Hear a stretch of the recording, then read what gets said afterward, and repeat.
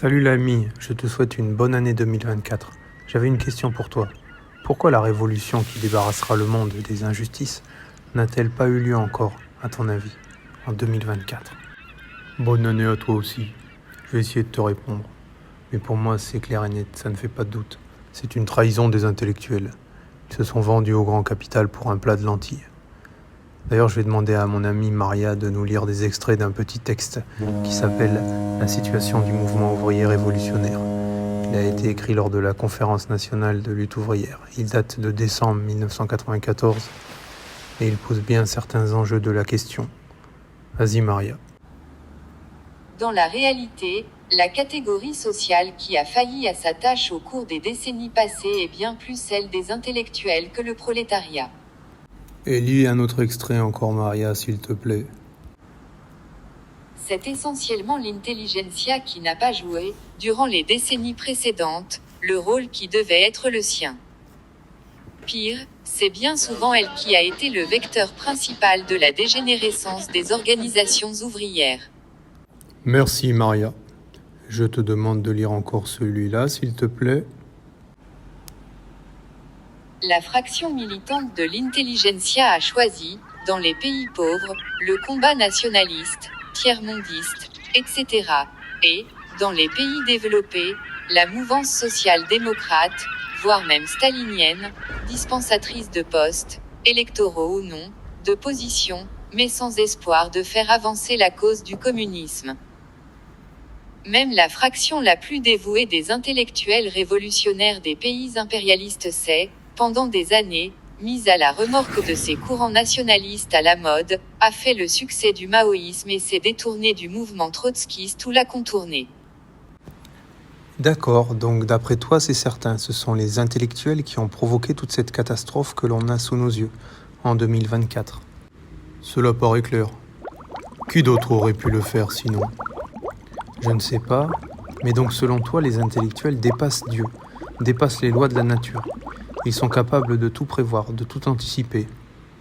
C'est sûr que je n'apprécie pas spécialement le déterminisme absolu ou le fatalisme que portent beaucoup de religions. Enfin donc oui, plus ou moins je pense. Enfin c'est l'idée que cela donne à la lecture du texte précédent. Et tu ne trouves pas cela absurde ? Pourquoi cela serait-il absurde ? Le mouvement de la Renaissance puis des Lumières, les découvertes techniques et scientifiques des 19e siècle jusqu'à nos jours. Tout cela ne montre-t-il pas assez la puissance de la pensée humaine ? Assez donc intelligente cette humanité, ces intellectuels, pour que par un plan génial, conçu dans un bureau, ils abolissent l'exploitation sociale ? Je ne sais pas, c'est ce que laisse entendre le texte en tout cas. La réalité prouve le contraire, me semble-t-il. L'homme, l'humanité progresse techniquement, mais semble déchoir moralement. Il n'y a jamais eu autant de morts dans les conflits guerriers qu'au XXe siècle. Et de nos jours, ce n'est guère mieux. Où étaient les intellectuels ? Ils sont dans le bureau, comme tu dis, loin des balles et des fusils. Ce sont des hommes qui pensent. Mais si les guerriers ne les écoutent pas, c'est bien là le problème. Et même dans la pensée, ils ont échoué, comme le dit le texte, puisqu'ils se sont orientés en masse vers des options nationalistes et réformistes qui étaient des impasses. Oui, je dois reconnaître que tu touches un point sensible. Il me semble que la vérité est ailleurs. Je t'ai déjà dit que l'immense majorité de la matière qui compose l'univers est inconnue par la science ? Oui, c'est une chose que tu répètes souvent. Et tu es d'accord que ce soit Dieu ou toute autre entité qui a créé l'univers, elle est sacrément puissante. Et pourtant elle est invisible, au point que bien des gens pensent que l'univers s'est auto-créé, sans aide extérieure, par une autoproduction, dirait-on, permanente. C'est étrange. Le rationalisme nous enseigne que toute chose a forcément une cause, sinon elle n'existe pas. Et donc l'univers aussi doit avoir une cause extérieure à lui-même. Oui, seul Dieu est lui-même autoproduit. Et donc l'univers devrait devenir Dieu lui-même, selon la pensée moderne. À mon avis, si la révolution n'advient pas, c'est davantage à cause d'une déchéance spirituelle et d'un envahissement de la matière et du matérialisme qu'à cause d'une trahison des intellectuels. C'est leur donner un pouvoir qu'ils n'ont pas. Explique-toi.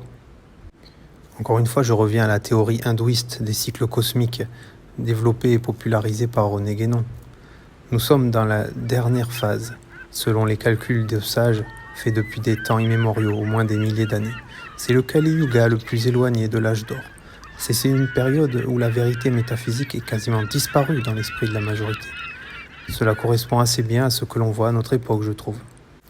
Des gens qui ne croient plus en Dieu, qui sont uniquement cartésiens, qui vivent dans une réalité consumériste, qui nient l'immortalité de l'âme. C'est de cela dont tu parles ? Oui, selon moi, voici les vraies raisons de l'absence de révolution émancipatrice. La déchéance morale du plus grand nombre, la disparition de la dignité humaine au profit d'une vie virtuelle, cloisonnée derrière un écran. Les peuples qui meurent de faim, qui tombent sous les bombes, peuvent attendre. Les masses occidentales ont les intellectuels et les dirigeants qu'elles méritent. Plutôt vivre à genoux que mourir debout, serait leur nouvelle devise, c'est cela ? Tout l'inverse de celle des canuts de Lyon. C'est un peu triste comme pensée pour entamer 2024. Mais on espère toujours qu'un regain spirituel et un renforcement politique des exploités aura lieu bientôt. Oui, c'est vrai, on essaiera de faire d'autres vidéos plus rigolotes si on a le temps. Je retiens la dernière phrase du texte dont on a parlé au début. Peux-tu le lire, Maria ? Alors, l'humanité a perdu plusieurs décennies pendant lesquelles l'impérialisme a perduré, comme ont perduré et se sont aggravés les maux qu'il véhicule. Mais on n'a perdu que du temps, et sur le fond, rien n'est perdu car nous avons la conviction qu'un jour ou l'autre, une génération d'intellectuels révolutionnaires rejoindra le prolétariat qui a, réellement, la capacité de changer le monde.